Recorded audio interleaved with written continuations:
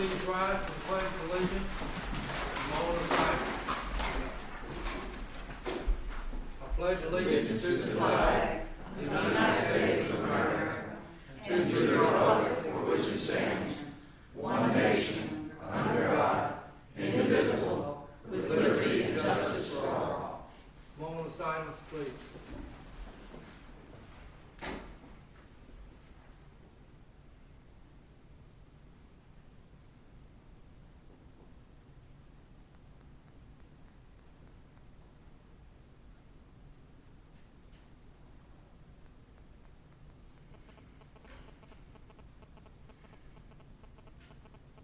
Thank you.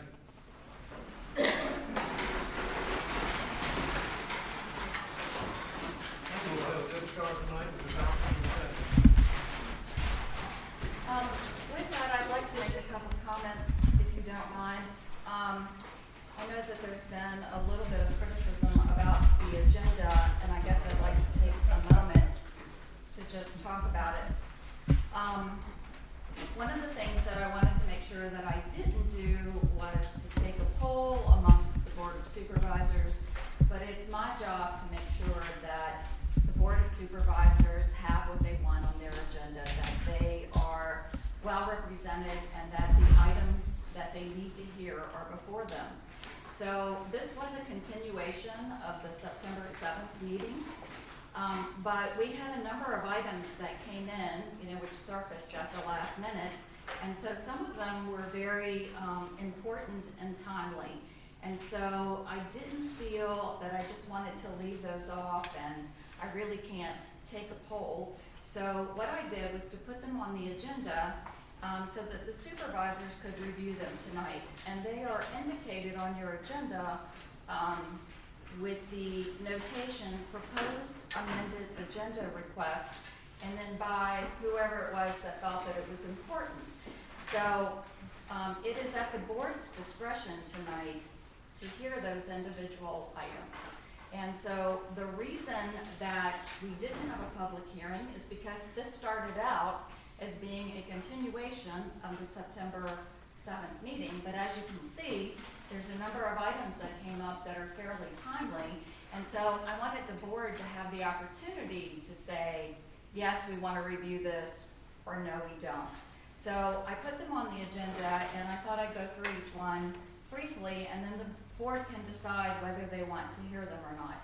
And I think if they add a new item to the agenda, then it's probably worthy of public comment. If they decide that all of these agenda items can wait until October 3rd, which is our next meeting, then we can wait and have the public hearing at that point. So that's why there wasn't a public hearing on here when we published it, and why they may choose to have a public hearing tonight, because if they do choose to hear some of these timely manners, then we should hear from the public. So we'll just take a minute and go over a couple of the items, and then I'll turn it over to the board.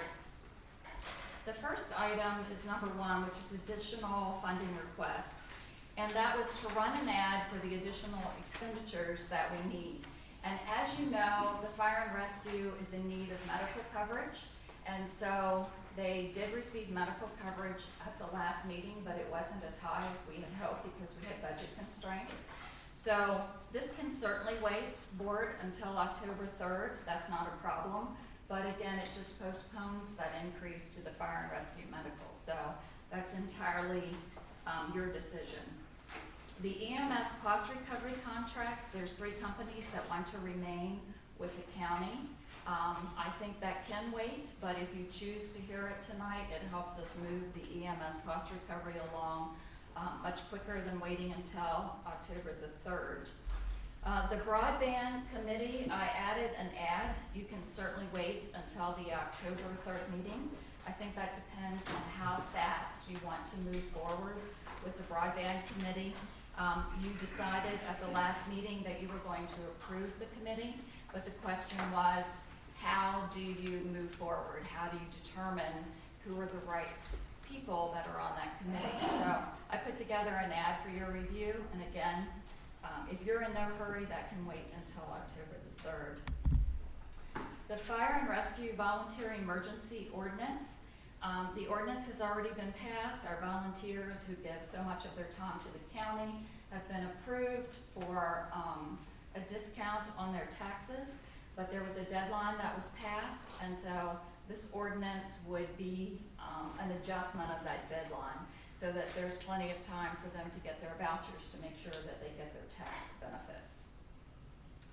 The BZA legal counsel request, that is certainly one that I think that you should consider for the evening.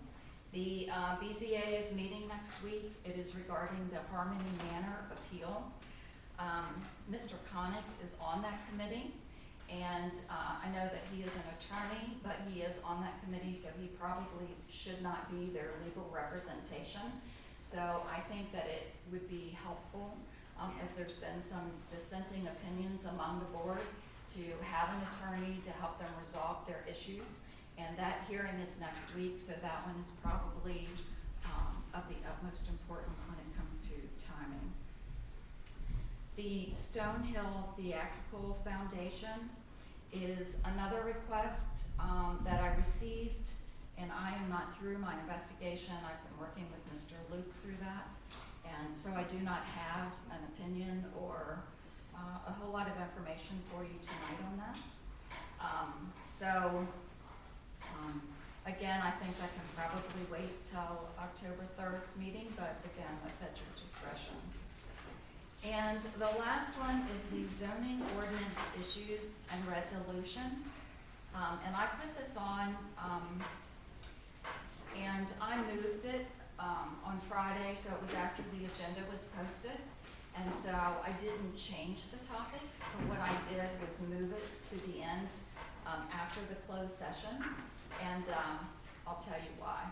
And the reason is that Richie Burke and I, who have tried to do a good job, have been accused of not doing our jobs properly. Mr. Frazier has accused us of doing that, as well as some of the others.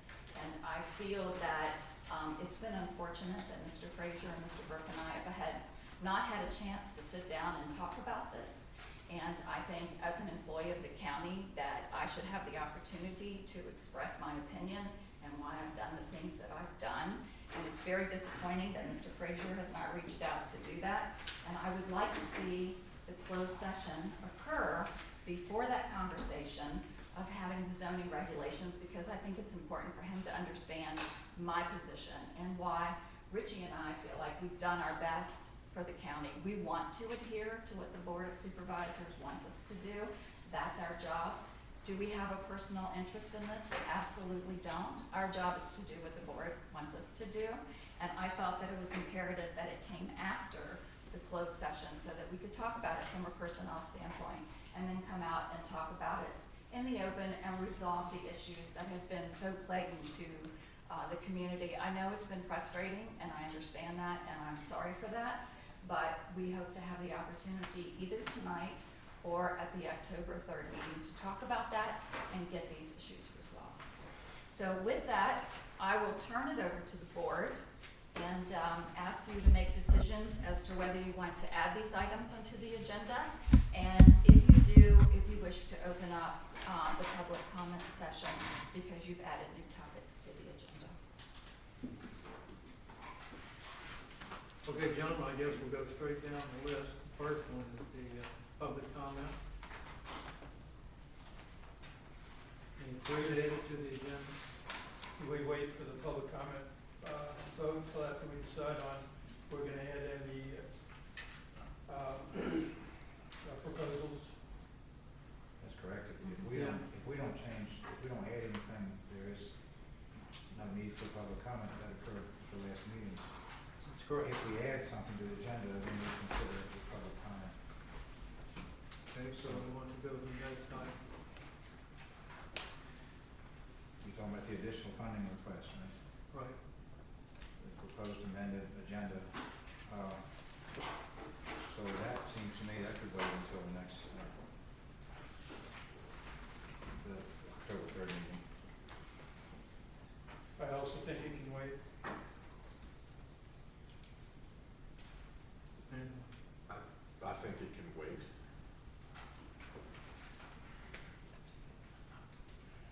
Mr. wait, why is it on here now?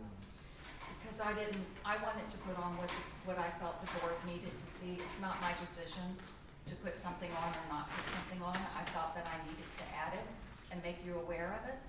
And then you all should decide what it is that you want to hear tonight. It seems to me like, between now and the October 3rd meeting, there may be more additional funding that we may need to talk about. So I think it would be wise to wait and to make sure that doesn't happen. Or if it does, we can address it then, but. Do we have some information that I don't know about? Possibly. I don't know. What you know. Well, I don't know how that's possible. I mean, how does information get disseminated if someone decided to come this one? Well, I'm a little fuzzy on the additional funding request. That's for the 5 different line items that we have, right? Yeah.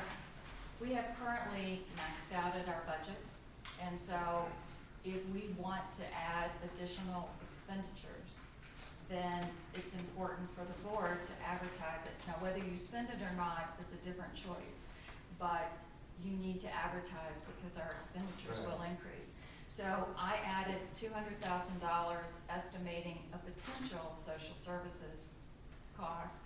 I added the planning commission training, which you mentioned last week, Mr. Frazier. I added a number of other things, but the one thing that I didn't think about was the cost for a new attorney. And so we're gonna talk about that later tonight in executive session. So that $200,000 that I added in social services may cover that, but that would be a board decision as to how much you really want to advertise for.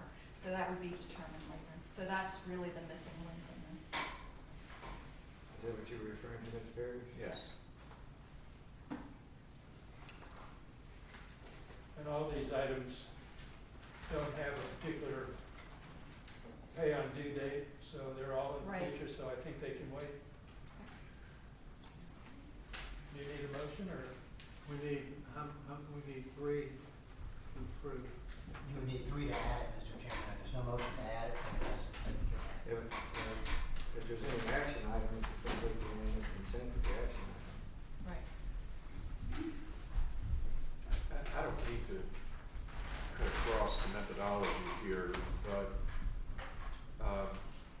even if there's one of these items the county administrator mentioned that we should be taking up for consideration tonight, don't we get into the conversation about whether or not we need to have public comment? And if her recommendation is that we've got to discuss BZA legal counsel, that we should consider that, that kind of throws us into that category. Now, if you want to keep going through this and sort of have a motion on each one of these, or get into a detailed conversation about each one of these, I guess we can, but if we think we're headed towards something that we're going to be considering tonight, that throws a discussion over to whether or not we should have public comment. So That's coming up again. If I could, the only thing that I see that we would probably need to address, that we do need to address tonight, is the thing that's item number 4 under new business, Stone Hill Theatrical Foundation. I didn't actually ask for a placeholder in the agenda for that. I just saw there was a lot of traffic on the internet and hearing about it, and it certainly looks like a theatrical festival up there, and it's never been permitted. And I don't know what the history is on that, and I was just trying to find out something on that. I wanted to do it sooner than later because I've seen where certain zoning issues have gotten buried, and they have an event scheduled for October 1st, which is before our next board of supervisors meeting. And there is a remedy for this if the board wishes to talk about it. We have 2 choices. We can ignore it, which we really don't have the legal authority to do under our zoning ordinance, or we can try and fix this. So I don't know, I'm not trying to find out whose fault it is. I only want to find out how it happened. But we can work together to fix it, if it's this board's decision to do so. well, maybe I've jumped across here by introducing something down the list. I'm okay with going through it. And we can get to Mr. Frazier's number 5 if we do that. We should go So- right through the list. Okay. Like the chairman suggested. And the second one is the EMS recovery contracts.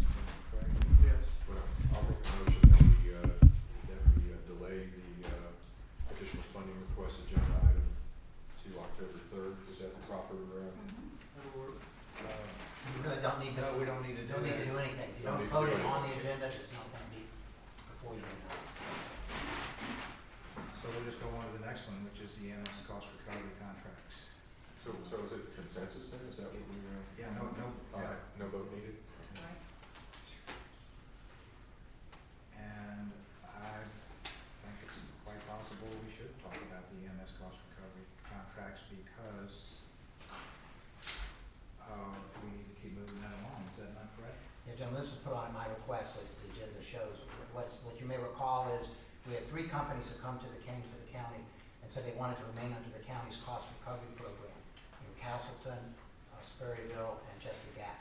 So, I drew up the appropriate agreements whereby, we agreed to continue our ambulance cost recovery program for those 3 companies. Those companies have signed off on it, they've all agreed to it.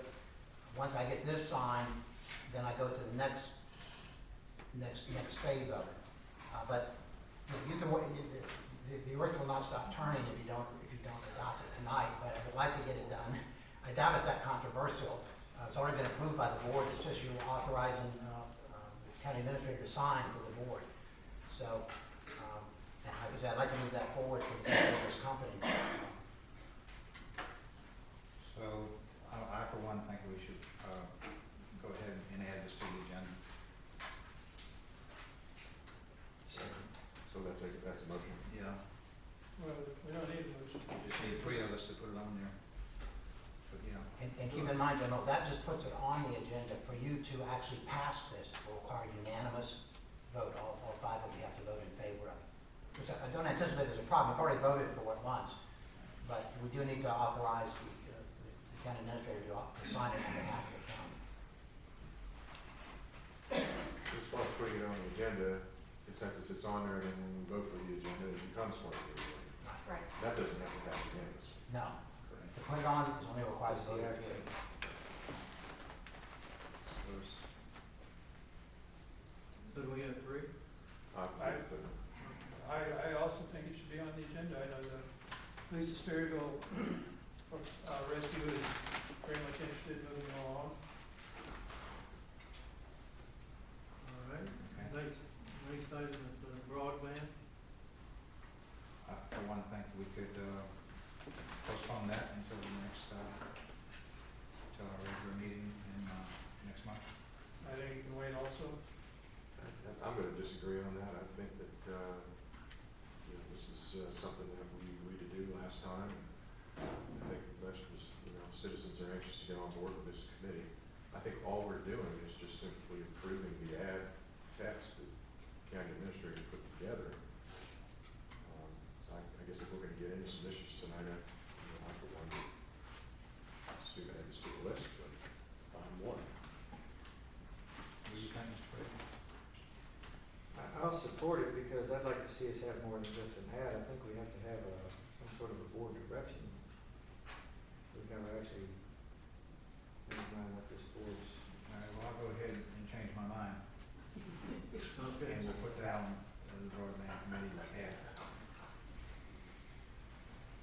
Are there 3 votes for that? Yes. And, Yeah. Sensi and Frazier and Cash. Okay, the next item was the fire and rescue emergency ordinance. Mr. Chairman, this was placed on by me also. You may recall this last year we redid our tax benefits for fire and rescue. There was a 1 August deadline though by which the companies were supposed to submit their list of their active members. These were active members as of January 1, 2016, so that they would qualify for the tax relief. We did not receive those by August 1. I understand they have been received now by the county administrator. I talked to Mr. Burke, and we're able to turn around those and get those vouchers out probably within a couple of days. So what this would be, what happens, we have to amend our county code because the deadline said August 1. If you didn't get your information on August 1, you couldn't qualify for the tax credit.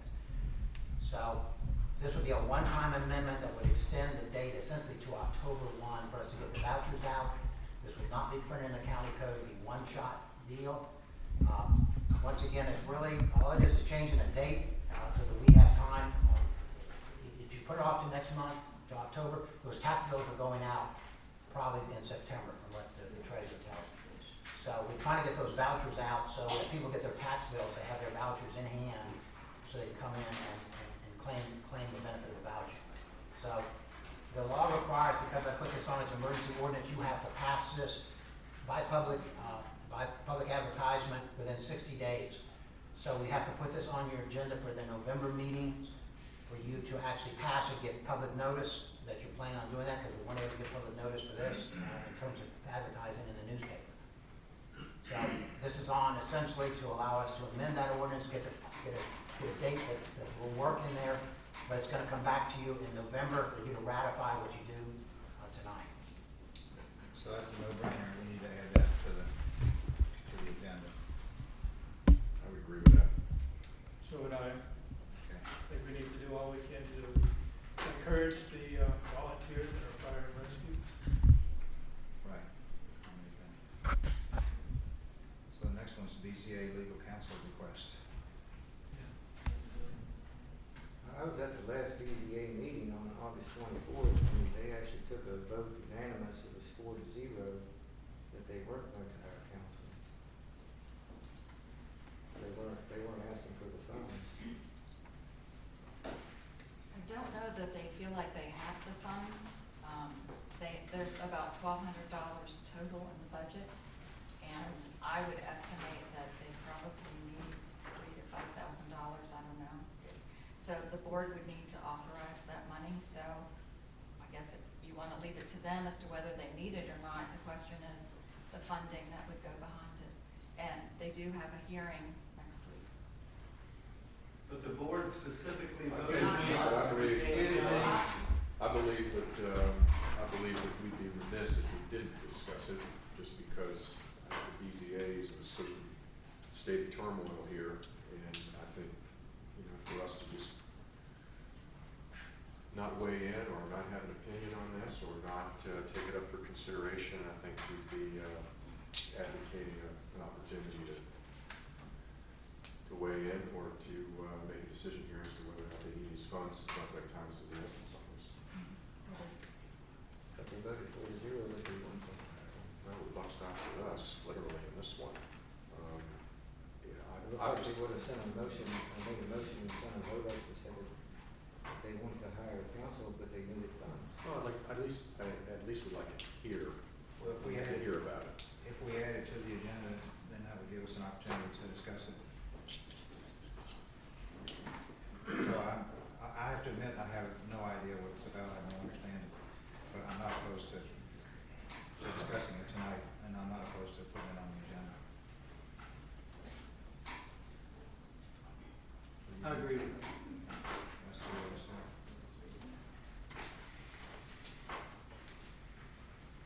Stone Hill Theatrical. Again, gentlemen, I didn't ask for this to specifically be a placeholder on our agenda, but since it's there, it's come to my attention that this Stone Hill Theatrical, I've never been there. I thought it was just smaller than it was, and no reason to really get involved in it. It wasn't in my neighborhood, I didn't really care. And it's been brought to my attention that it's fairly larger than I thought it was. They charge admission for parking, and they have a donation can or bucket or something set up where they solicit donations. So it places them in a different category than just someone inviting their friends up there. There's been ads in the newspaper. I think Mr. Lisinski can tell us more about it than I can, because he's been involved in it. But the question out there in the community is, why are they treated different than other people? And if that's so, then I think the board needs to find out what is happening. We've got several zoning situations right now because of, I would say misinterpretation, but they've started long ago, a year and a half, 2 years ago or more, and this may be another one of them. But we seem to have one set of rules for one location, another set of rules for another situation, and the community is wondering why this one seems to have gotten by, and it appears to me, from what I read, that it is in violation of the ordinance. They've had more than one field party festival up there in the last 3 years, and if so, they're in violation of the ordinance if they hold one Saturday. Now, like I I said, we can sit here and point fingers and try and figure out what it is, and whose fault it is, but that's not gonna get us anywhere.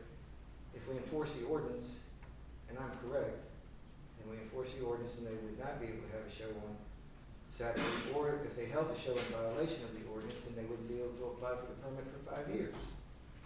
So what this board can do is come up with a remedy for that, and do it legally instead of turning our head to it. And I think we have a remedy if the board would want to talk about it and hear this. I see Mr. Henry's here, he's the owner. I would think that, it would be a feasible thing to do is to discuss it tonight. I guess I would ask the county administrator what her, you say you're still investigating? I am, Peter, Luke and I are still investigating. We have not determined all the information. And I'm just, the only reason I'm suggesting that is I would like to hear what, the owner, has to say in his defense about the situation since he's here. So, we're gonna be here for a while anyway.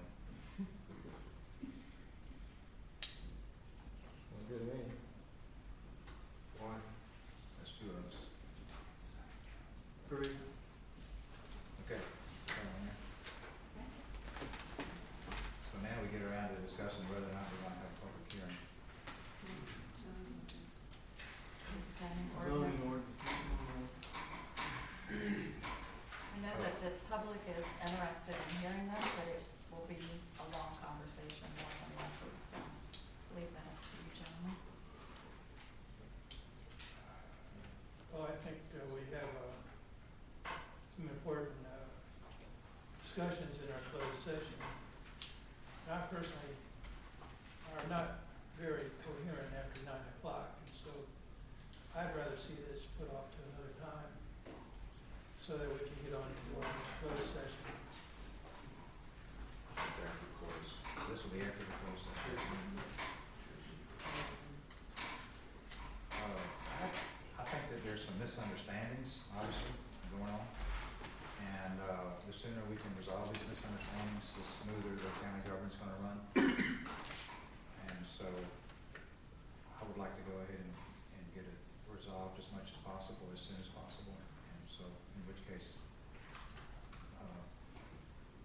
we should probably, if we're still awake, discuss it after the closed session. I'll be awake, I'll be here. I'll get it on there.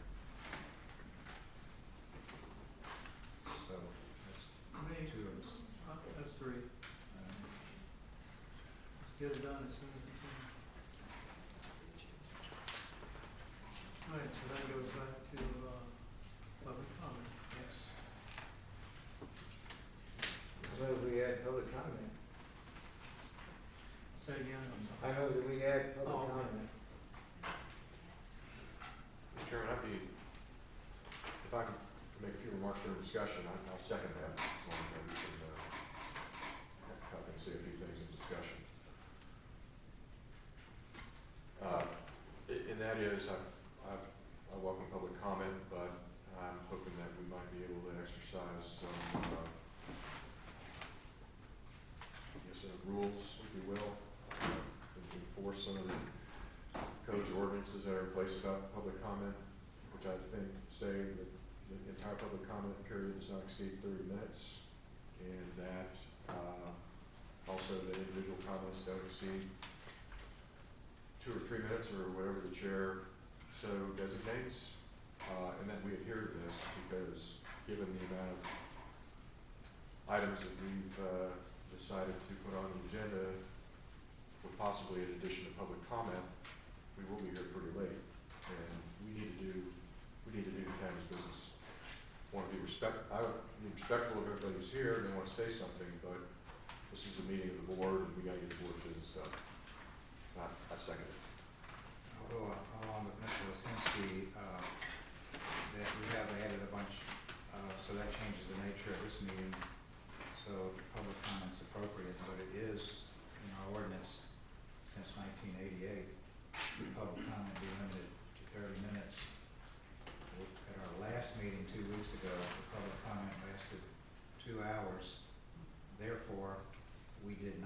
finish the business before the session. I mean, even though we did not eat supper, we had to go right into the 7 o'clock night meeting, and we had to postpone the business until now.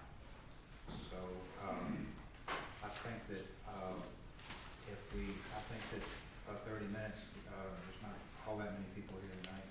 If people can say what they need to say in 2-3 minutes, I think that we could live with that. How many people would like to speak tonight? Raise your hand, please. Yeah, I think we'll be okay. So we'll add a public comment Yeah. to the agenda. Where will that be at? Next. Next. After we adopt the agenda? So I move we adopt the agenda as discussed. I'll second. I think, you have a motion in a second, right? Did we already on the table? Well, you informally indicated you have 3 votes as you went through each one, but it'd be good to go ahead and make a formal motion, which I think you just made in a second. So we're going to vote to add those items that you've already acknowledged that you've got, you want to add. Yeah, pretty much the only one that we're not adding is the additional funding request.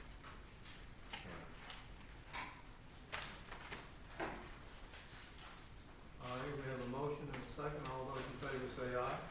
Aye. All opposed, nay. Motion carries. Next item on the agenda is public comment. Anyone wishing or caring to speak will have the opportunity to do so. Just please raise your hand and when called upon, state your name, the district that you're from. Please limit your comments to 35 minutes and speak to the board. And public comment is now open. I'm going to set a timer for 3 minutes to give you a guideline. Paul. Paul Kumar, Stonewall Hawthorne District. 2 comments relative to 2 of your new agenda items. The EMS cost recovery contract is extremely important to all of the companies moving forward. The current vendor has us on the borderline of bringing Medicare and Medicaid down upon us by the mistakes that they're making. This board cannot afford those fines. And the quicker we terminate the AMD MARS and sign contract with EMSMC, the better off we'll be. And I'd like to really encourage all of you to move forward with that. The last on the Fire and Rescue Volunteer Emergency Ordinance, it's important for us to retain our volunteers, and this incentive means a lot to quite a few people who don't earn a lot of money, and it's very important that we move forward with that as well. Thank you. Thank you. Bill? Bill Welch, I'm in Hampton District, Company 4, London Volunteer Fire Department. Mine is on EMS cost recovery. Back in June, we had a chiefs meeting and all the companies voted to do their own cost recovery. So I went out, I pursued somebody to do the cost recovery. Now I find out that the county is gonna do cost recovery. But I went ahead and got EMSMC on my own. But that was just, that was part of it, so. But I agree 100% that we need to do something for our volunteers. That needs to happen. Yes.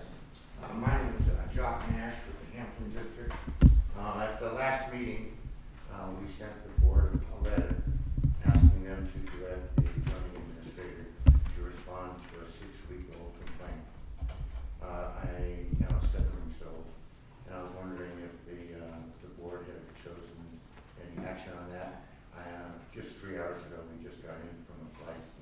My son got married, so I just got back, so I haven't checked the mail. But if a decision hasn't been made on that, I'd like to know why. Anyone else care to speak? Yeah. My name's Henry Coughlin, I live in the Hampton District. I just want to say, maybe, I'm a little appalled that you have to have a meeting to decide if you want to have public comment. That should be automatically part of every agenda that you have. times have changed since the last time. New things, you're adding new things to the agenda. And the big criticism, when I was here last Wednesday, was that the board was not open enough, and it didn't allow people to comment enough. And now suddenly, the very next meeting, it seemed you all took that in, you're deciding if the public should be allowed to speak. And there seems to be something wrong with that. I don't think that's the way democracy or government should be run. Well, that wasn't necessarily the case. This is the second meeting that was continued from the first, and we had public comment in the last meeting. I understand that, but one of the reasons that I understood that you're moving to 7 o'clock in the evening was to allow people who had to work during the daytime to be able to come and comment on the meeting. And it seems that's negated. I mean, if somebody wasn't able to come last Wednesday, it means, and they have something that they feel is important, they're not allowed to say it. And also, circumstances change between last Wednesday and this Wednesday. And I think the public should be allowed to speak before each meeting, so you get the public input. When it's topical, when it matters. Anyone else care to speak? Yes. Gary Lane, Stonewall Hawthorne District. With respect to the public comment, I greatly appreciate that you're opening it up. But I would note there's a flip side to this. If you add things to the agenda at the last minute, I don't think you can assume that anybody who has an interest in that topic knew to be here tonight to comment. And while I'm at it, I would also note that I think operating in this manner puts a lot of emphasis on what's happening in RapNet. And since I've taken the floor, I just want to comment that I really hope that you resist the temptation to start having RapNet be a substitute for a real public discussion and a public meeting and a public forum. I would note some of the reasons why I don't think that's a very viable public forum. First of all, it allows anonymity, where people don't have to necessarily identify themselves or where they're from. It's unregulated with respect to commenters addressing you, the supervisors, instead of addressing one another, commenting on that. And that allows for kind of a discourse that is subject more to personal attacks and personal exchanges, and it allows for people with the loudest voices or the most time to really kind of clog those airwaves. So by in some ways reacting in that way tonight and just putting these things on the agenda, it seems to me that you're giving extra weight to the discussion that takes place on RapNet. And finally, I would note that there are probably a lot of citizens who aren't on RapNet and would like to be able to participate in this conversation. So if you're going to make big decisions tonight, I would suggest that you don't assume that this is enough public input on those decisions. Thank you. Thank you. Anyone else? On regards to public comment, I think it's important to note that, we elect you all to represent us. But when we go into the voting booth or whatever, we're not giving up our voice. And I think that's the problem that we're having, is that, yes, represent us, but we need to give you input. And so whenever that opportunity presents itself, which would be at any public meeting, that we need to have that opportunity to stand up and give you our input. So I would ask that you consider that at all of our public meetings, and at times it is very difficult with a 3-minute limit. If a person is making a qualified presentation, they should be allowed to continue. They should not be cut off, because sometimes you cannot make your point in 3 minutes. And I have done this in other areas in the state and in the country and whatever, and that has not been the case in a lot of those areas. And that when you stand up at a public meeting, you're allowed, without repeating yourself and droning on or whatever, but you're allowed to make your presentation and make your point. And that's something that we don't do a real good job of here, and I think we need to consider doing a better job. Mr. Macklin, who's the referee as to when someone is considered to be droning on and repetitive? It's the chairman or whatever.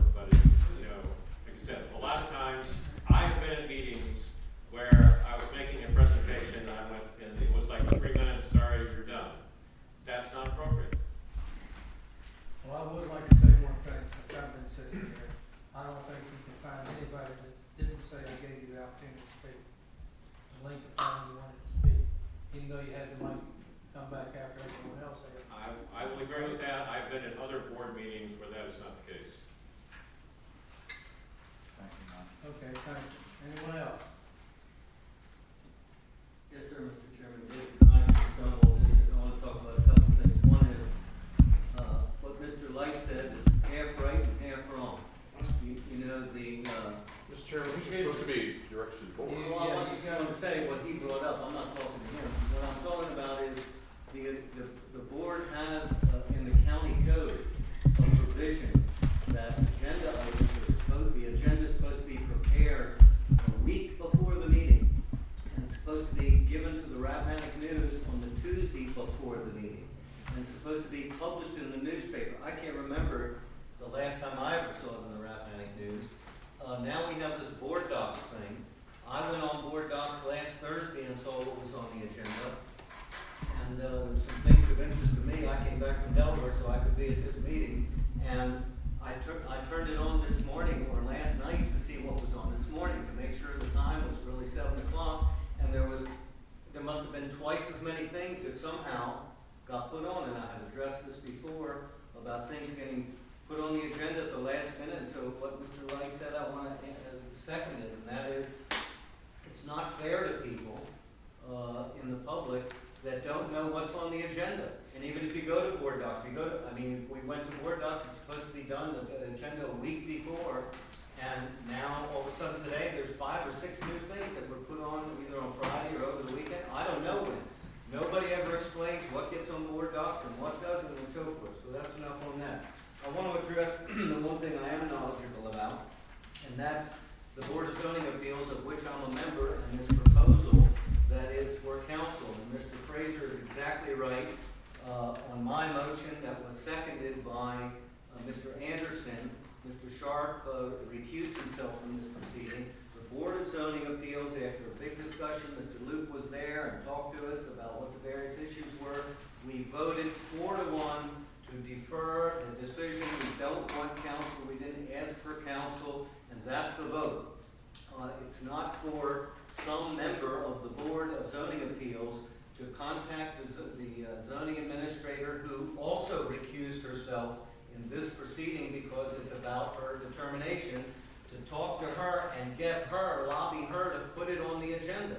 I don't know how, I want to know how it got on the agenda because Ms. Kaiser just said at the opening of your meeting how it got on the agenda. She put it on. I have no clue on what legal or other basis she put it on because she disqualified herself from acting in the Harmony Manor case, and the board voted 4-0 with one person recused, not to ask the board for funds, not to ask for outside counsel, that the issues didn't require it. And so I am shocked and appalled to find out that somehow, with no further meeting of the Board of Zoning Appeals, the person who said I'm disqualified and can't act in this case because it involves my own decision, so I'm recused under law, put this on your agenda. We don't need counsel and we don't want it, and the board hasn't asked for it.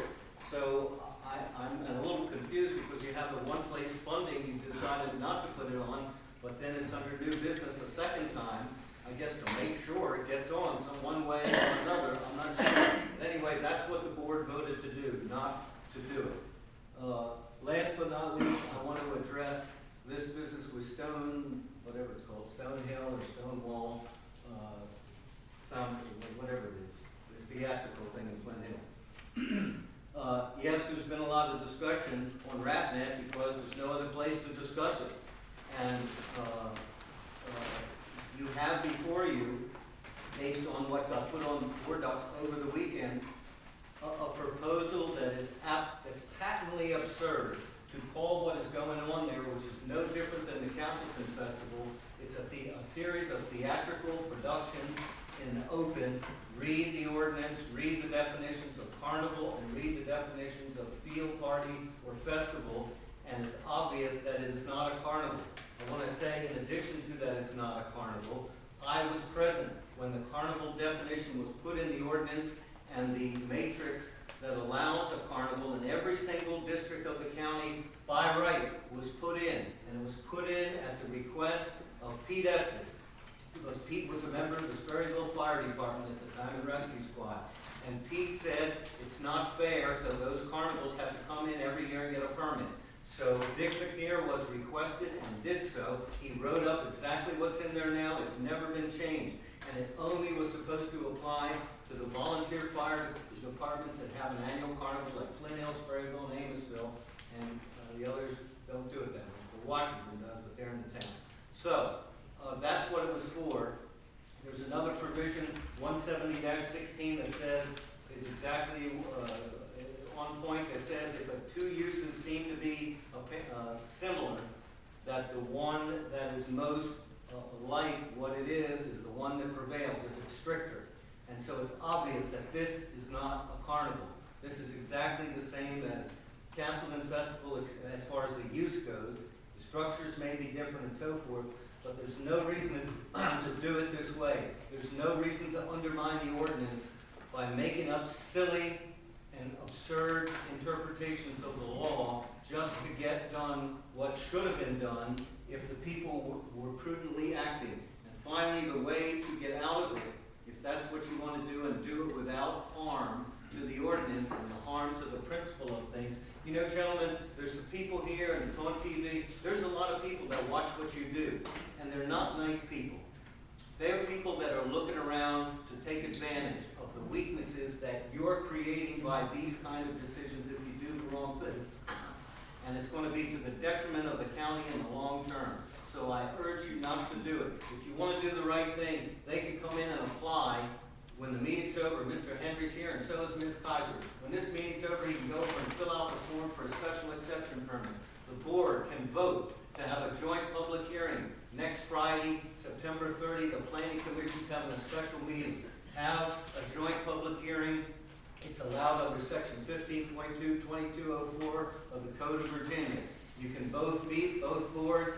You can have the one public hearing, limit people to 2 minutes or 3 minutes. Nobody's against what they're doing up there. Nobody. I'm not against it. I've been there. Nobody thinks it's a bad thing. What is a bad thing is to jerk around with the ordinance and not make them comply. And there's a way that you can let them comply. You can advertise it 2 times. It doesn't have to be in the Rappahannock News if the deadline's passed by tomorrow at noon or 3 o'clock. If they don't get it in, you can put it in the Culpeper paper and advertise it on Wednesday or Thursday of this week and Wednesday or Thursday of next week. It has to be a paper of general circulation in the county. The Culpeper Star Exponent certainly is one. Or you can use the Washington Post, whatever you want to do. If the Rappahannock News can't accommodate you, have a joint public hearing, give it the blessing, give it the special exception permit with whatever conditions are prudent, and then you haven't undermined and harmed the ordinance. Thank you. Thanks for letting me go over. I'm sorry. Thank you, David. Anyone else care to speak?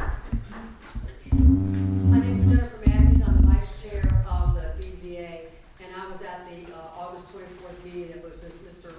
Frazier referenced and Mr. Connick referenced as well as Mr. Luke. And as Mr. Luke had given us the directions at that time, that he could not be legal counsel to us, but he wanted to show us different portions of the ordinance and codes and sections and so forth, then we were directed by that. And Mr. Frazier was sitting right back here in the back row, and we said, do we need legal counsel? And Mr. Luke said, I cannot say. And Mr. Frazier says there's no money. So we said, okay, well, it seems that we can, it's going to be pretty much straightforward. We've done other hearings before when Mr. McCarthy was here. So whether we had a full vote or we took a consensus that if there's no money, then we're going to move forward, because it seemed pretty straightforward with the activities as been outlined by Mr. Luke. And so since that time, there has been some changes in the varying interpretations of the law and the codes and so forth. And there were questions that came forward. And at that time, procedurally, I did ask Ms. Kaiser, could she revisit and see if we could get counsel? And so she said that she would look into it And since then, I had not heard. I've been following, board docs, and I saw that this was on the agenda, and I decided to come this evening because of that. But I asked for no opinion about the case that's gonna be in front of the BZA on the 28th. I made no reference to that. I merely asked for her, for a procedural point, and she moved forward with that. So it was no counsel, it was nothing else, it was that. Anyone else?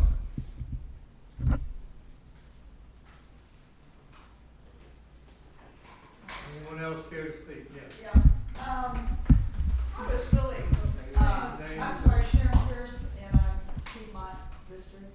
I was really happy to see on the board docs, to see an amendment to it for $10,000 for planning commission training. I thought that was great to see that.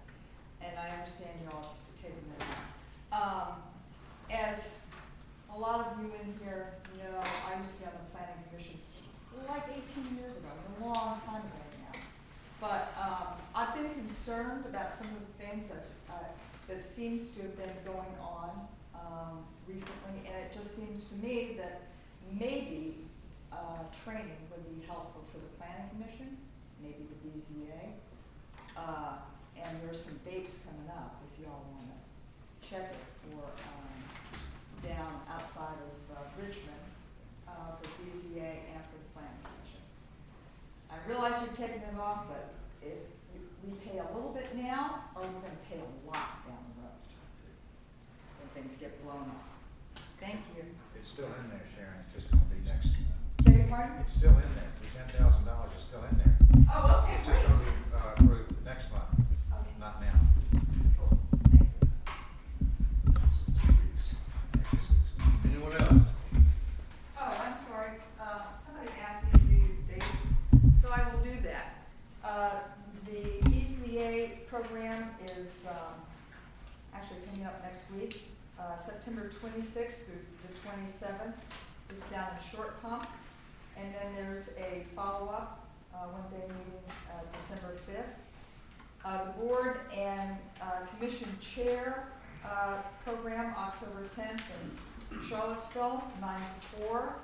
And the certified planning commission, commissioner program, which I went to before, I thought it was great. Of course, that was light years ago. That's in Glen Allen, and the next one is coming up February 27th, 2017, and the 28th, and then June 6th and June 7th. So that's actually 2 days and 2 days. Thank you all. Anyone else care to speak? My second time in the wheel. That's right. I'm waiting. Anyone else care to speak? Okay, I couldn't have done myself last time, Ron Mackel in the Jackson District. In regards to the event at John Henry's that's coming up, 1,000 Faces, I'm a member of that group. That has been going on for a number of years or whatever. People in this room have attended it. There's never been any intent to go behind the zoning ordinance or whatever. These are a group of artists, which we have many of in the county, that love to entertain their neighbors. This has been a gathering of people in Rappahannock. This is why we moved to Rappahannock. And suddenly, it is an issue that is very short in time in order to correct it. And basically, both sides are at fault here in that, yes, the organizers should have known that a permit was required, but at the same time, the government body has known for years that this has been going on, and in the past, and it's just the way we have operated in the past, is that zoning violations have sort of been on a complaint basis, in that if nobody complained, there wasn't a problem.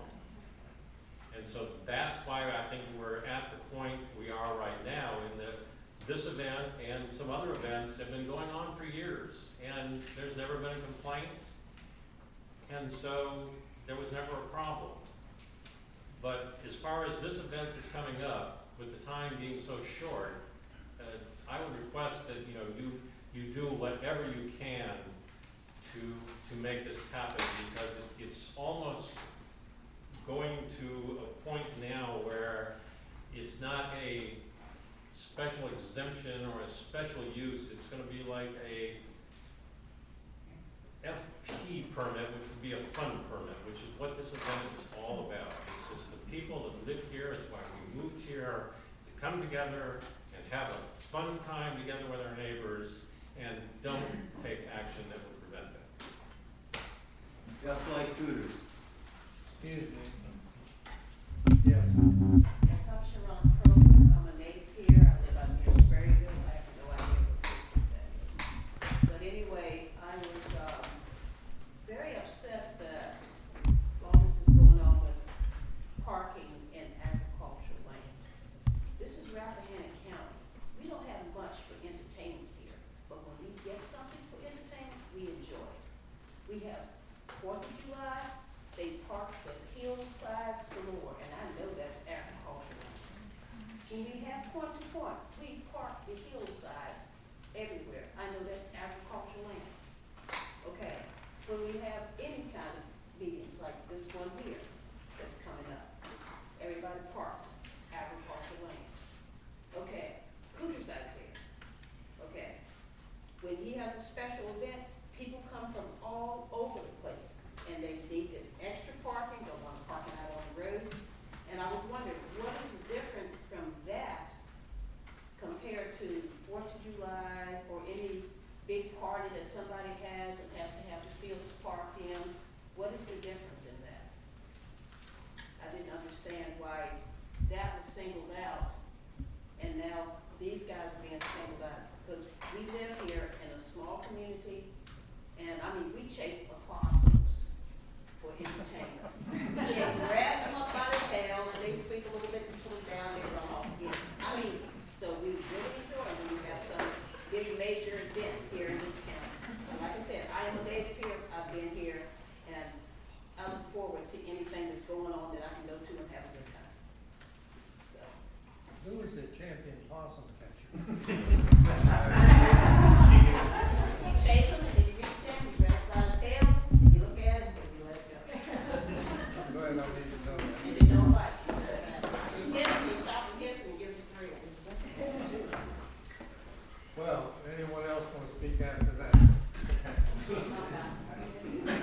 Anybody else care to speak? Declare public comment closed. Thank you. Who's next?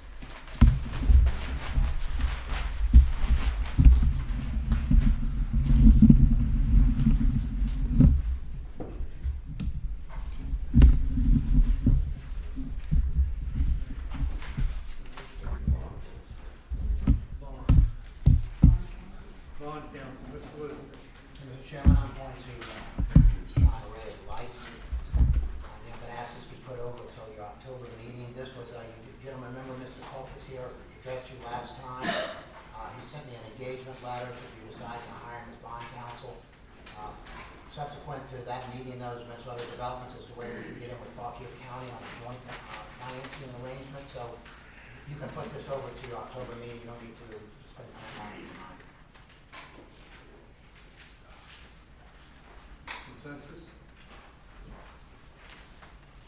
long as it doesn't impact on, has no impact really time-wise, No. any times of the essence, but. We've made the first payment, so we have some time. Thank you, Peter. No problem with that. Okay.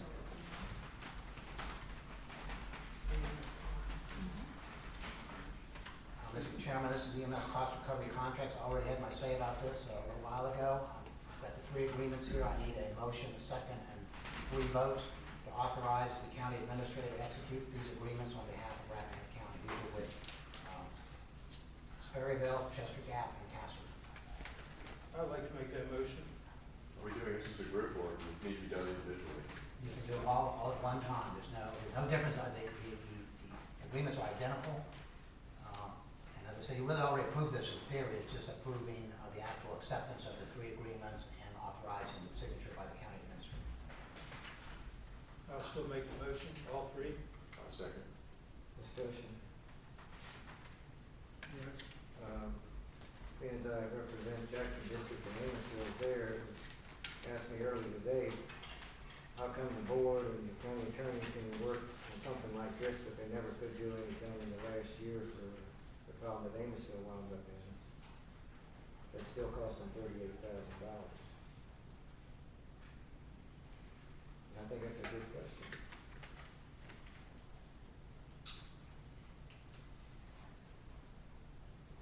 We can do something for 3 companies.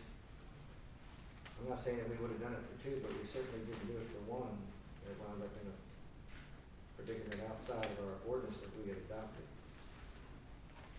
Does this preclude any other company from joining on board and coming back in with the county?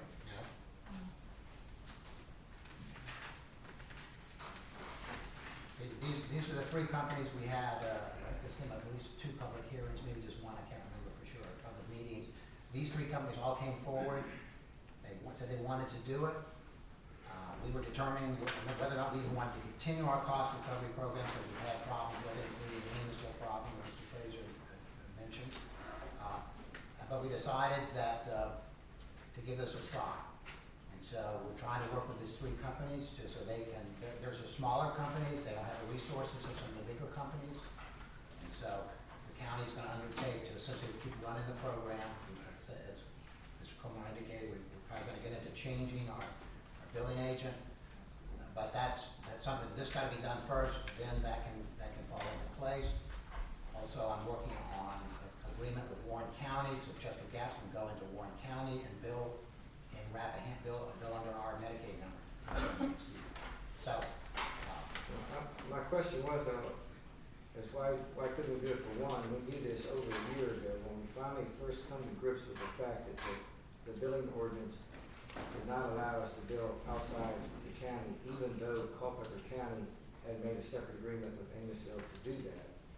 Not only did we not do anything in a timely manner to help them, but then January 4th, this board took $38,000 from Amosville that had been misbilled by our contractor. So if we had done something like this 4 or 5 months earlier, when we first knew what the problem was, maybe Amosville wouldn't have lost that $38,000. And I'm just saying that I don't think we work in the right direction most of the time or in a timely manner. And this proves it. This is just another one of those episodes. It seems to me like the mistake we made was not noticing that when we approved the EMS Recovery Act, that You're absolutely correct. we did not notice that precluded In collecting August of from another county. 2015, we all knew the problem was there and nothing was done. And in January, this board voted 4-1 to take $38,000 from one of our companies and send it back, and we still don't have, I've never seen any actual proof that the billing contractor sent it back to the insurance companies. I provided that to Scott Chamberlain. I've not heard anything. He was going to look at it and verify it. And I've not heard anything back, so I assume that that's okay, but if it's not, let me know and we'll work on it. They said that they sent it back, but was there any proof that they actually received it on the other ends?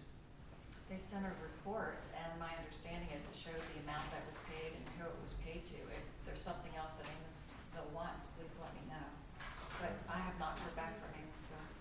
I've not seen that, but, I mean, it made us really look poor in the eyes of the supervisors of Rappahannock, Culpeper County to pull such a stunt as that to start with. And it certainly didn't win us any friends in the fire and rescue community. So I think we really need to start knuckling down, and this meeting tonight, I think, might be on the road to recovery. Maybe this board will start actually looking at things a little closer. And I'm at fault just as much as anyone on actually adopting that language, but we knew about it a year ago and nothing happened to correct it.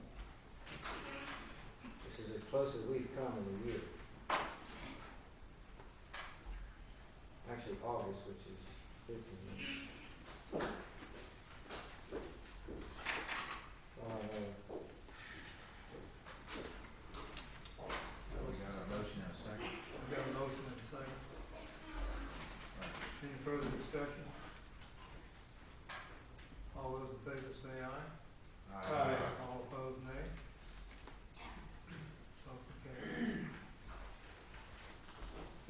item is noise ordinance. As you know, we had a public hearing at the September 7th meeting.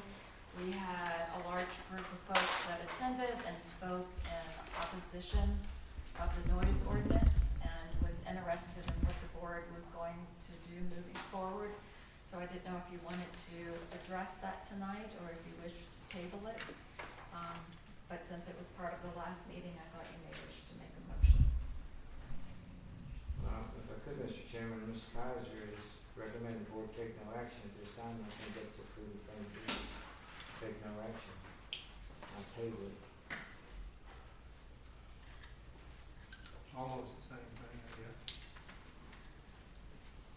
Now, last time we tabled it, and a couple of people acted with impunity against their neighbors. I think we just take no action at this meeting. I think that's also a good idea. Well, that puts We'll us just in go to the next item. new business. This is, the Board of Supervisors voted to have a broadband committee at the September 7th meeting, and there was discussion about how to determine who to be on the board. I wrote a proposed draft in hopes that we could ask people what their experience, education, and interest in broadband would be, and I think it would be important to state their position on broadband so that we have some that are interested in broadband and some that are potentially opposed to broadband, so that we get a broad view of what the steps would be. This is a committee that is only designated to collect action or to collect data with no action. That would all have to come back before the board. My concern is that if someone shows up in the county and says, hey, we want to put up a tower, the question is that the right answer? We don't know because we haven't looked at anything since 2007. I do think that we have an interest in responding to the fire and rescue and providing them and the sheriff's department with adequate coverage when they're out protecting the citizens. So, my goal is to know what's out there and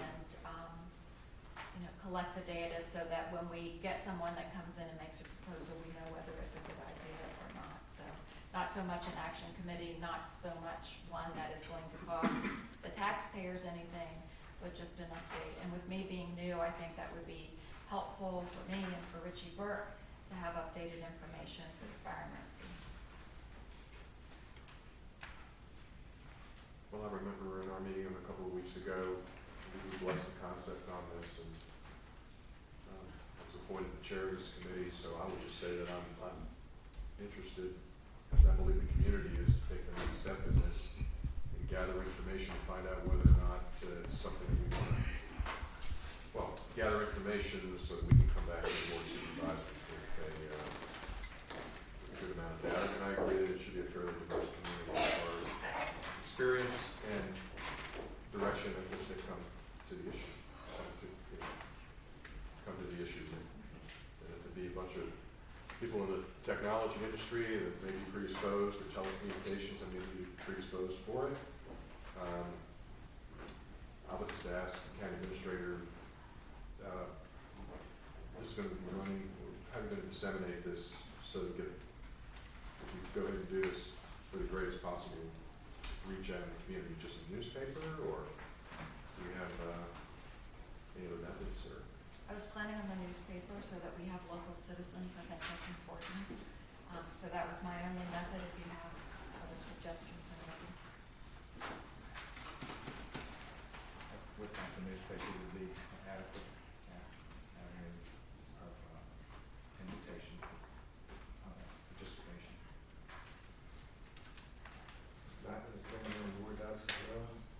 We can put it on board docs, and I have a distribution list that I send out information, so I can send it Yeah, that out would to be good. those as well. some kind of electronic means? Do we need to set a number of people we're gonna ask or put on the committee? We talked about It was 6 to between 8, 5 to 7. I 5 to thought. 7, in that range, and then either one or two of us, and we can send you maybe one other. So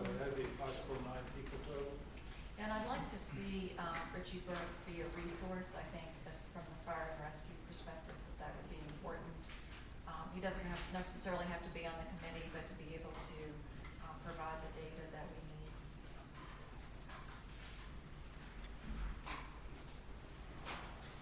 So I'd like to get going on this as soon as possible. So would you need a motion for this, or? I'd like to make a motion that we advertise for interested citizens for broadband committee as it's presented here by the county administrator for an ad in the Rappahannock News and other electronic means or data lists. And do we have a deadline as to when to submit? We should put a deadline. I was thinking that we could do October 3rd, which would be a fairly quick turnaround, or if we have a workshop in October for this third Monday, we could use that as a deadline.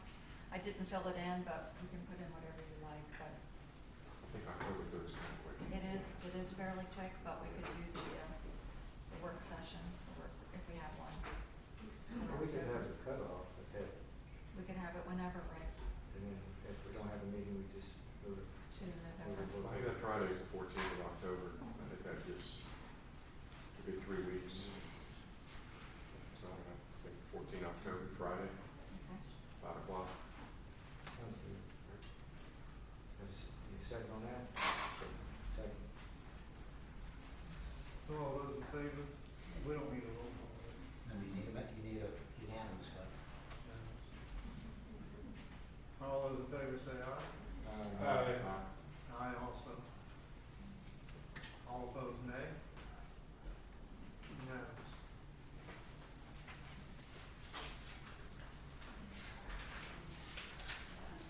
This is our fire and rescue volunteer emergency ordinance. Mr. Ruth? Gentlemen, I think I already briefed you on this. This will allow us to be following our own ordinance.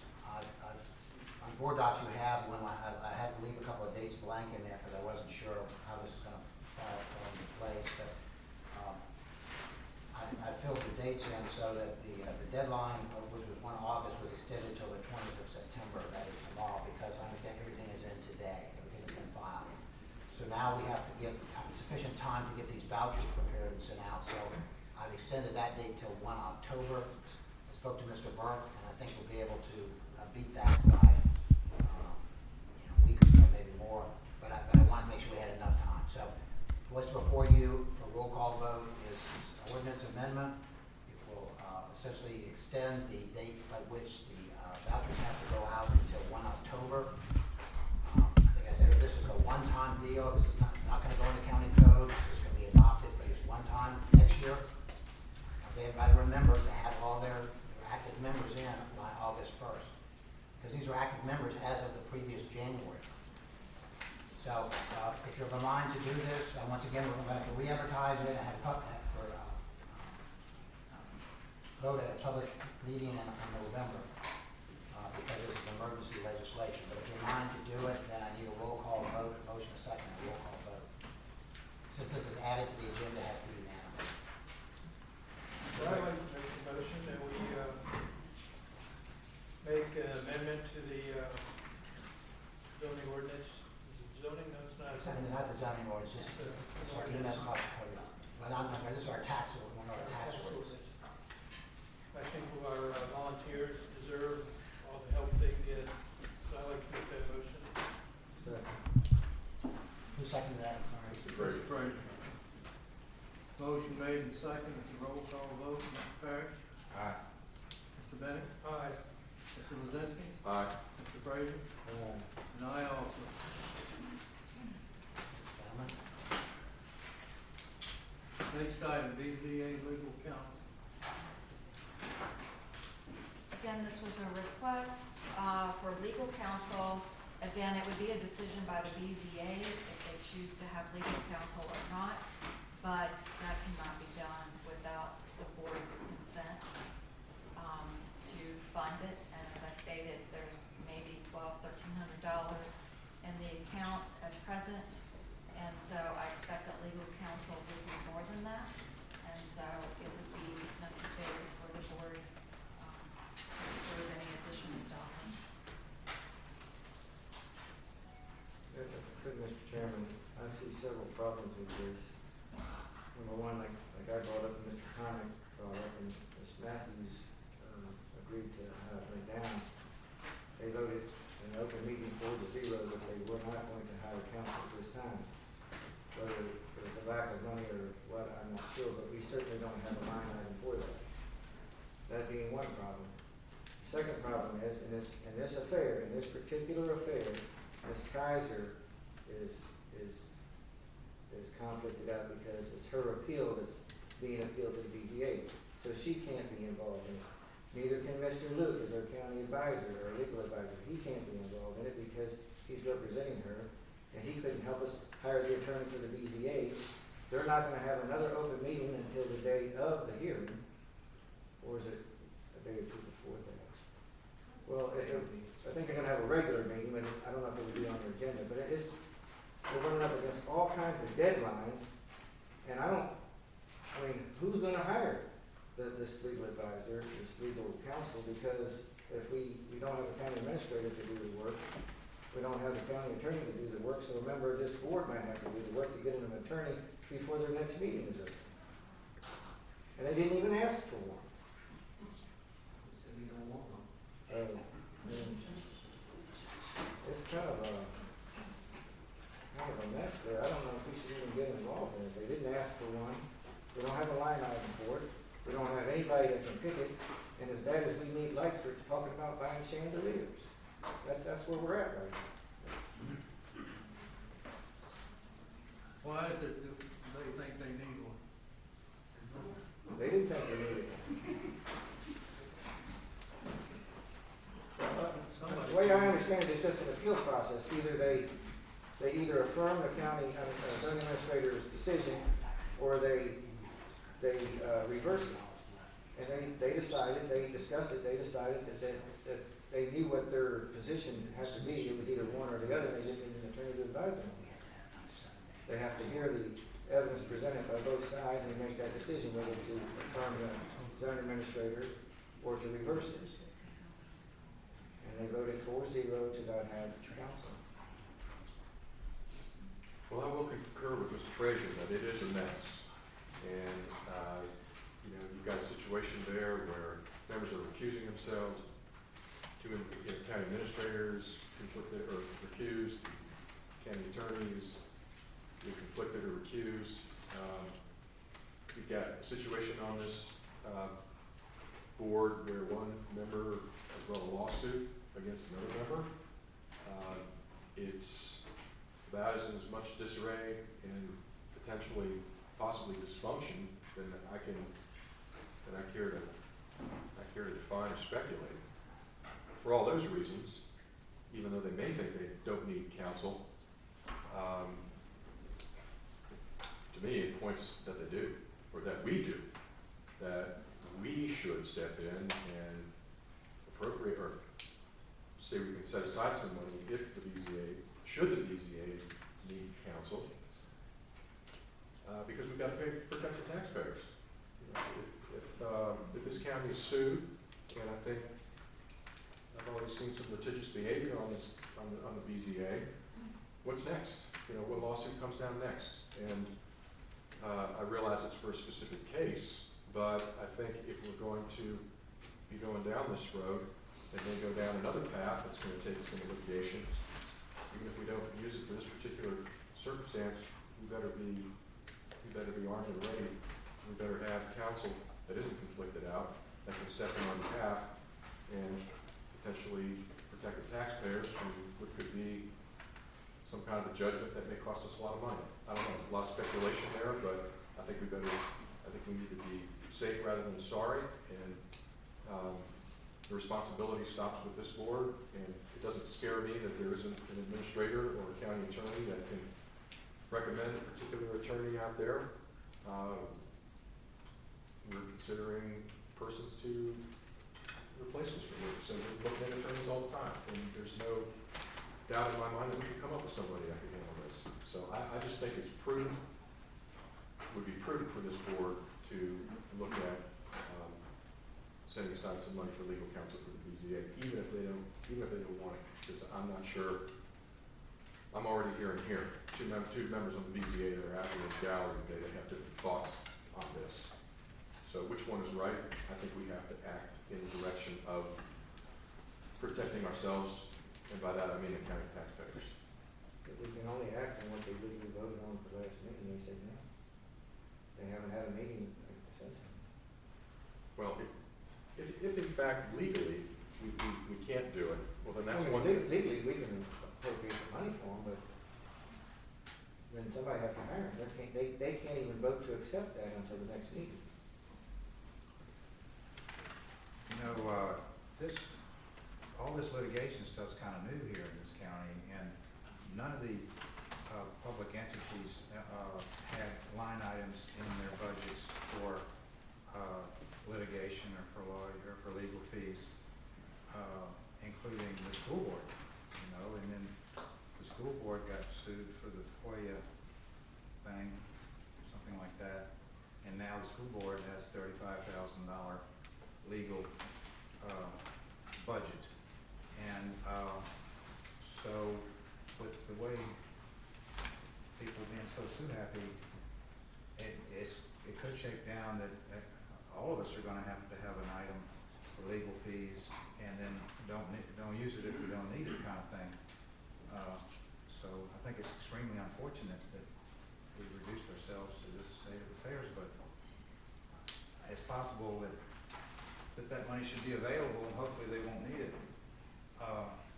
And I have to say, I don't understand what's going on with the BCA at all. I don't know if hopefully I'm the only one that doesn't understand it, but I don't get it. I don't know, but it just seems to me like it's gotten to the point where it's better to be legal than to be right.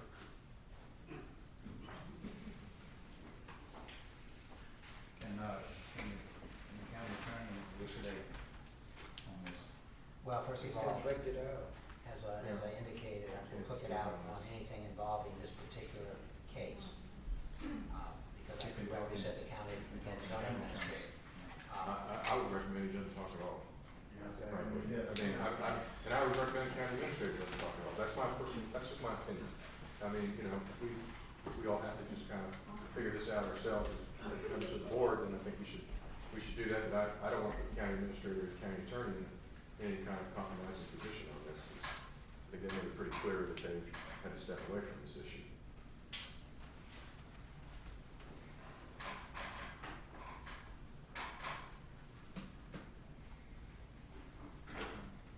But I am concerned, as Mr. Frazier raises, that we've delayed this additional funding request for our next meeting on October 3rd. And there's $5,000 in here for BZA council, and technically it's not going to be appropriated until October 3rd, and that's after the hearing. So, tie ourselves up in knots on that one. I suppose, but I'm sure the lawyer would wait, and the attorney would wait a few days to get a check. I think it's always better to play a little bit on the safe side. And I think I would go along with appropriating the money, even though we will not do it until October 3rd. But I think it'd be wise. I don't know. But, I mean, we're going down a shaky path again, and we're trying to hire somebody without appropriating the money, and I don't know if that's legal. We didn't talk about hiring somebody per se, but appropriating the money. We can't hire. We a can't third- appropriate the money because like Mr. Lisinski said, we've already said we weren't going to appropriate the money in the early part of the meeting. Until after October 30th. We put off that part until our next meeting. So the hearing's September 30th. The BZA they have no money. The code requires them, well, not requires them, but authorizes them to hire clerks and experts and legal counsel and whatever, subject to monies appropriated by this board. You're asking them to violate the Code of Virginia to start with, to hire an attorney before this board appropriates the money. That's what you're asking them to do. tell me you're not asking them to do that. I'm not asking you to. But I think we need to move on to the The next lawyer will topic. wait for the money. I mean, the lawyer will wait a few days for the money. But the BZA is not empowered to hire somebody without appropriation, and this board can't appropriate it right now. Well, then it's a moot point.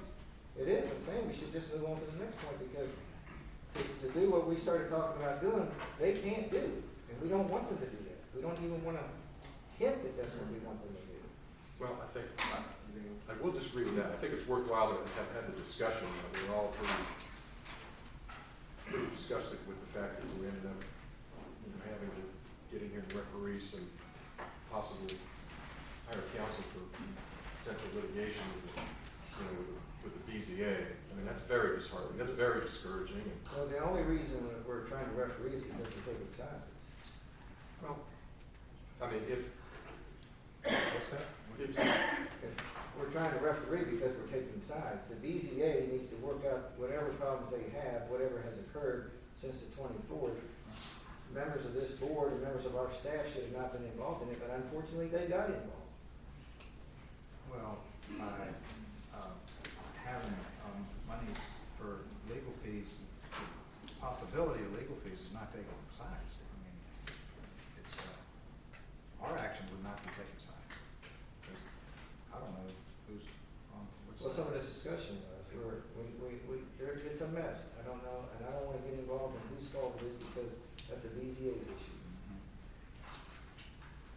I'm not sure if the decision made on the 28th is going to get appealed or not. I don't know if it can be appealed. I can't ask if, But can't ask counsel. they have a meeting on the 28th and the 30th, I'm sorry, I mean, from Tuesday. Planning commission on the 30th, right? In a hearing on the 28th? Correct. Sorry. The BZA has their hearing for this appeal on the 30th, they have a regular meeting on the 20th. Okay, I apologize. So they're both on the 28th. they both are on That's what I 28th? thought, yeah. So I'm meeting Yeah. further off than I thought. Yeah, the planning commission has a work session on the 30th. Right.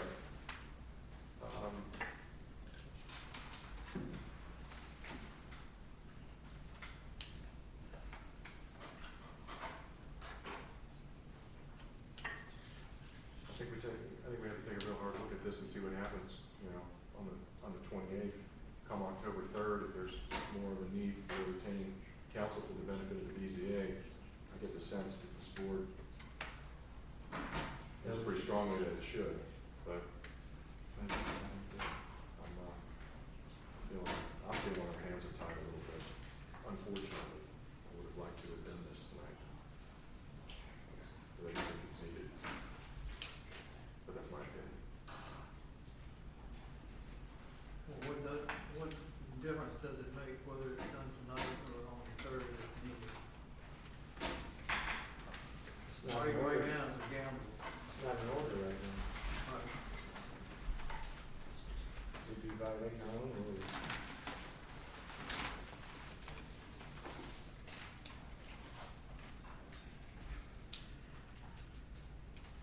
So it's a no action? I guess because we hamstrung ourselves in the beginning.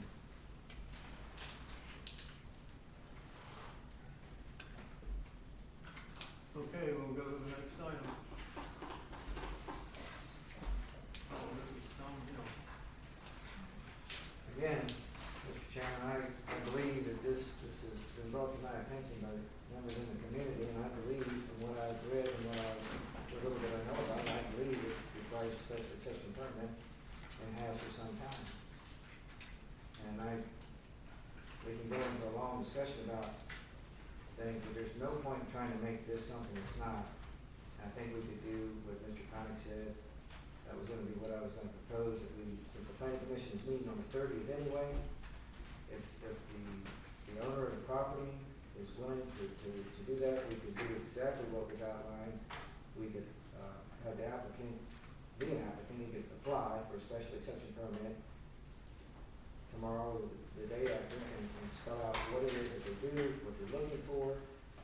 This board could have a joint session with the planning commission on September 30th. It could be advertised either in the Star Exponent, if the Rappahannock newspaper accommodate, the time frame can be done in another paper.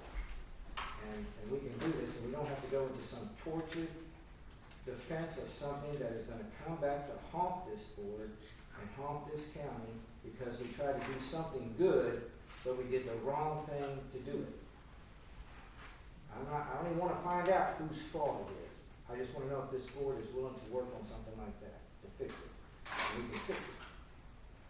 And then there'll be no fingers pointing around at anybody. It's fixed, they've got a special exception permit, and everybody's good to go.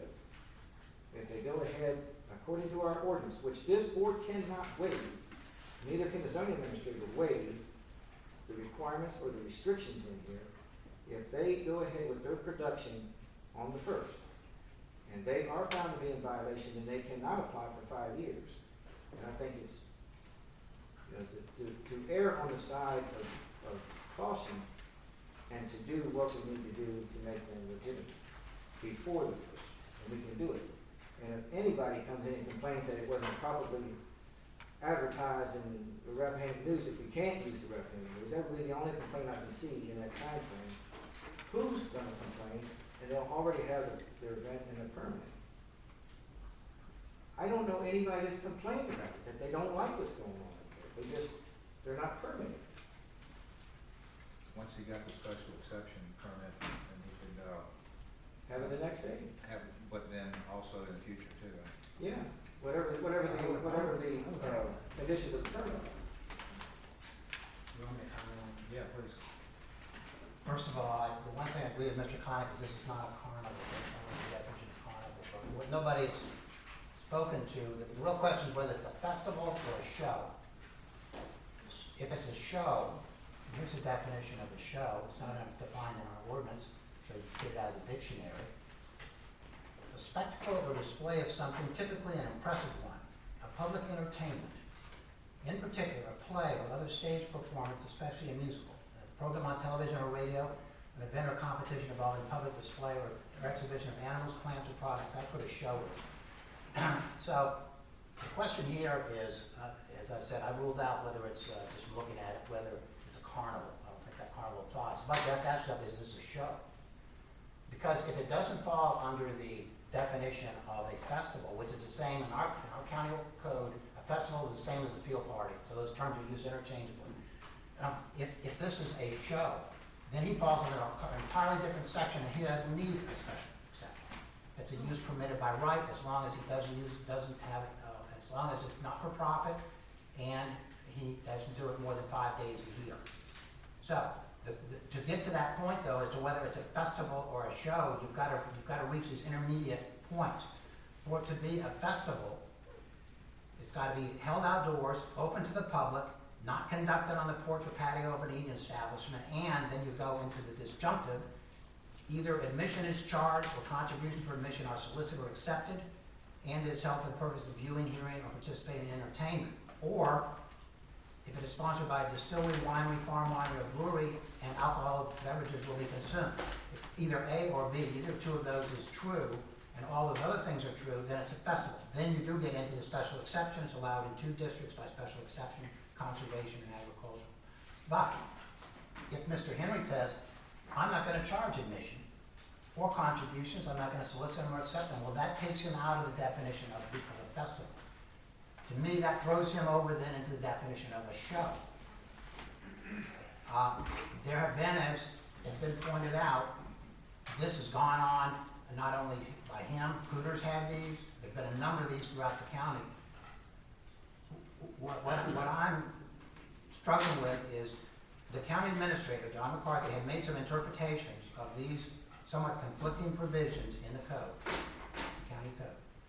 He's in Chicago, and then have not been able to talk to him about it. What we try to do when you get into a situation where there could be a conflict, you look at consistency. How has it been interpreted in the past? You also look at whether a person has been advised by the county zoning administrator in writing as to something and has relied on that opinion, and it's been 60 days have gone by. You can get in what's called the vested rights situation. Actually, somebody gets an opinion from the county administrator, zoning administrator, excuse me. They rely on it to their detriment. They spend money based on this, and then we come out and say, well, we changed our mind. Can't do that. So that has to be looked at as well. And I don't know all of the correspondence yet between Mr. Henry and Mr. McCarthy. So this is not a cut and dry issue. Now, if the gentleman wants to apply for special exception, that's up to him. But I'm not convinced that he has to, under this definition of show as a requirement in our ordinance for being able to conduct a show on your properties in agricultural zone. The other issue is, even if he gets a special exception, he still has to get a field party permit. That's in category 8, those are additional standards. He can only have one every 3 years, and what I'm hearing you say, he maybe want to have That's more. without a permit. Pardon? The field party is without a permit. No, You can have a field party once every 3 years without a permit. no. You have to have a special exception. So that is an additional condition for special exceptions, category 8. So that means that if he gets a special exception, he still has to get from the zoning administrator a field party permit. What page is that? But you also have to look at 170-16, that if the use looks like a similar use, then the more restrictive use would apply. We don't have a definition in the ordinance for show. I'm sorry to interrupt you, but we don't have a definition for show. We do have one for festival. You've got a dictionary for, I mean, unless it's part of this zoning ordinance, I don't know that it's legally defensible. But we have one for festival. I just said, he may not meet the definition of festival though. He hasn't met the definition of show in this ordinance because we don't have a definition. Well, then you fall back on the dictionary definition. Which dictionary? The one that you picked up off your desk may not be good enough in the court. Well, it says here, under 170-8 that a field party, seed festival. So when you talk about field parties, it directs you to the definition of festival. 170. 170-8. Has the applicant had any? That's the other thing is, no one's had, you know, Mr. Henry, this came up, I don't know, the last few days, I don't know how long it's been on the Rappahannock, which I don't read, but this has come up to me, to my attention, the last couple of days, right before the weekend, I think, when I heard about it. 170-8 doesn't have the limitation on the 3 years. That's by right, you don't need a permit. If you look at section 170-69, subparagraph E, which are additional standards for field party. These are additional standards in relation, in addition to the special exception standard. And if you look at paragraph 3, the zoning administrator may issue a permit to any person or persons to have a field party no more frequently than once per 3-year period. That is an additional standard that's put on as to special exceptions for festivals. So it's not as easy as, well, he's just gonna go. That's not part of the SE or SU. It is. No.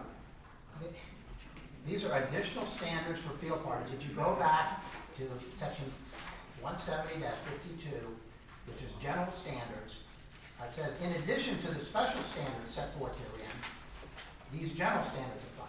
After the general standards, you have a list of special standards that apply to specific uses. To my knowledge, that's never been applied. Well, Why would you need a special permit every 3 years if you're letting them do something every year? Well, you were the one here just arguing about we have to stick to the letter of our code. I'm just reading to you right I'm from telling you the that there's a discrepancy in what you're trying to explain. If you give them an SC permit to hold a festival every year, why would the zoning administrator have to turn around and only give them a field permit every 3 years? Because for each activity, they have to show certain things, like their parking, their bathrooms, how are they gonna get in. Those could vary from performance to performance. So what we require under this standard We is, didn't require it under Cooters in the country down here in Bedford. you know, you asked me about this particular application. That's right, and And you're going all around in circles again. I'm telling you about this particular application. Why? I read it from the code. Why would the county give someone a special exception permit for an annual performance if the zoning administrator can only give them a permit every 3 years for it after that? Because the special exception has different standards than what I just read you on these additional standards. The special exception has all the standards that we have to look at, that you gentlemen look at in deciding whether to issue a special exception. Then in addition, if you want to have a field party, you have to meet these additional standards. The zoning administrator, this is an administrative act. This is not an act by the board. This is an administrative act by the zoning administrator. Yeah, that's what I said. Yeah, so then it's not it's not part of the SE, this is something separate. No, you get your SE first, and then you come in and get your field No, permit. you wouldn't. There'd be no purpose in it. I read you what it says. But you're twisting it. It doesn't mean that. It never has meant that. We've never enforced anything such as that. I'm reading you what it says. You're reading it right now because you want me to look like I came up here with some You're doing a bogus good job of stuff. that yourself. No. Listen, sir, you need to stop what you're doing. You are out of order. You do not talk to board members like this. Come on, Ron, please. No, Mr. Chairman, you need to talk to the chairman.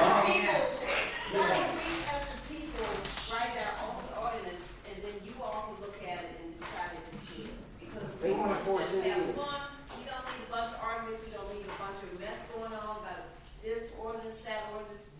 Just make a simple thing, simple. It doesn't need to be complicated. Everything's getting so complicated, nobody knows what's happening anymore.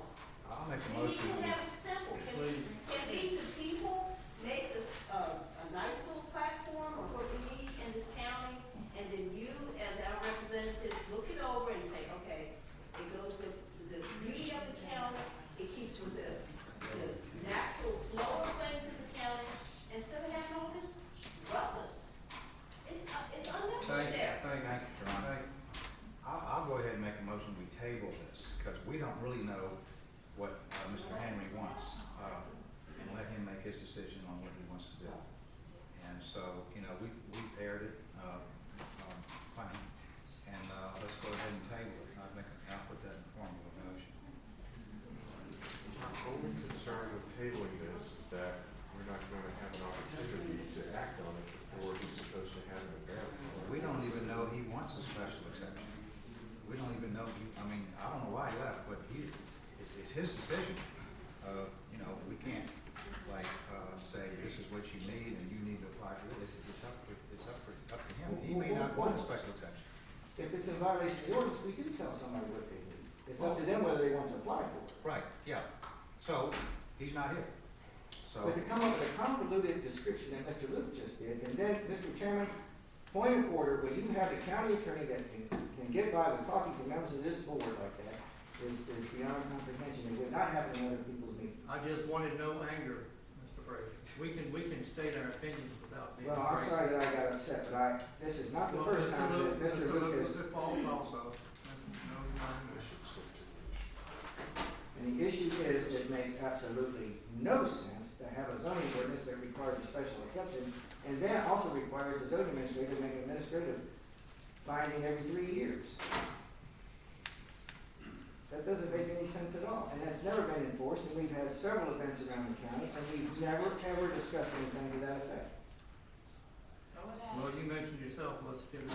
Well, that ain't fixing it. That's making a pretzel. Commission's meeting in 2 days. Planning commission meeting in 2 days. Does it have any bearing on this at all? You can't get it on the agenda. Yeah. So it requires 2 weeks advertising, I believe, so I don't getting it Well, done. the 2 weeks is only because we use a weekly paper. But you're back to the same thing. If you can't meet the deadline with Rappahannock News, you could use another paper. Well, he can be notified that he has the opportunity to apply for a special exception, and that he's got to make up his mind right away so we can have 2 weeks of advertising for the so-called joint meeting. And he can do that if he wants to. But he's not here. I do know that he wants to be in compliance, that it's not his desire to Right. be out of compliance.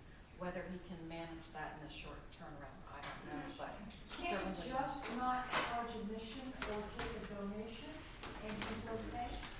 Correct. Well, the other issue here is That's it's correct. the not-for-profit piece of it as well. But It's potential. the issue is that he didn't know if it had been advertised. This is not really his performance. He's letting somebody use his property, and while he understands that he's responsible because it's on his property, he doesn't know all the details. So when I talked to him today, he thinks it's already been advertised, and he doesn't know how it's been advertised, which is why I wasn't prepared to talk about any of that tonight, because I haven't had a chance to get the paper and look at it. So I don't know whether it's been advertised as payment or not. Likely it was just a donation requested, but that's what he thinks it's been in the past, but he did not know. I think they charge per car for parking. They don't charge, they just say make a donation. That's different. I just don't want to see this event go away because we're all we're all stuck in legal wrangling here. Semantics, if there is a path toward ensuring that he can have this event if he goes through proper, through the proper notification period, and if there's a meeting, that's set to happen, and at that meeting there's a decision, and then he can have this event, because these people that come out here, I mean, they're eating in our restaurants, they're shopping in our shops. I mean, we got a real big, the bigger debate here maybe is killing the geese that lay golden eggs. Nobody's complaining about the event. No, I know, and nobody's complained about the event. It's the artists having fun. Well, what is the difference between this and the Castle Festival? They have Well, that's a festival, this is not a festival. Well, just because they have festival in their name. Well, Our farm tour called themselves the Farm Tour and Festival Group, but it happens once a year, and no, I understand. I understand that, we're gonna get all wrapped around semantics because there have been different things done in the past with different events. I think you can't lose sight of, there's an event happening in this county. I think most of the people that you've heard here in the community are saying they'd like to see that event happen. It's advertised. And Just one evening. I'm hopeful that this board can do what it needs to do to make sure that this event can happen. If there's information there that we didn't have before, and it's got a bearing here, I'm interested to hear about it. Since others spoke out of turn, why don't you vote, this is a suggestion, why don't you vote to have the joint public hearing and leave it up to Mr. Henry if he wants to come in? If he doesn't apply, like Chris said, then you don't have to have it. Obviously, you won't have it and you won't advertise it. And then you've got it covered. And if he does do that, then there's no question that he's covered. And that's one point. The other thing is, it seems to me, Mr. Lisinski, with all due respect, since you've been a performer in the events that they charge admission or accepted donations for, you ought to disqualify yourself from talking about it or voting on it, since you said everybody else should on the other matter. You're directly interested in it. Well, And obviously you have some relationship. I got a picture of you here in a Superman outfit at the event on October 15th. So we all go to these events, Mr. Connick. I go to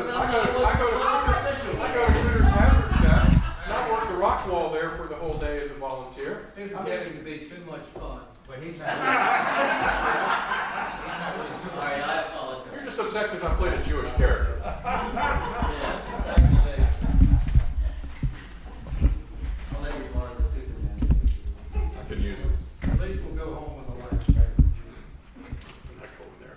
I'm not going there. Okay. What's the difference in this thing and the 4th of July, or the points and all of that we had at the county? What's the difference? So. I mean, they charge us to park on the You want to do hillside. 6:30? You didn't make a motion. I wouldn't want to say without looking at it, but I think point-to-points are more about sporting events as opposed to festivals. And the 4th of July? Festival. Mr. Chairman, for the point of moving on, I would put that in the form of a motion that we schedule a meeting, a joint meeting with the planning commission on the 30th, and if Mr. Henry wants to apply, we would be ready and available to accommodate this application. Motion made. I'll second it. Motion made and second. That's when? What time of it? It's a Friday. What time of day is this? The, First point of business of the meeting before? 1 to 5 is the meeting, I so. don't want this to, I'm in support of it, but I don't want this to impact the planning commission's work session on comprehensive plan, beyond what it would take. We Is can it make joint it meeting? first Would it be thing. joint meeting with just one issue and then, that's it? It shouldn't take long. It starts at 1 o'clock. It starts at 1. Okay, we have a motion and a second. 1 o'clock. I need, All right, I'll call for the vote. All those in favor say aye. Aye. All opposed, nay. Motion carries. 28th at 1 o'clock. 30. I want to be early. We have showed up today early for things. Is the 4th of July next? Did we get rid of that next? Not as long as we showed up on time, baseball. All right, the next, no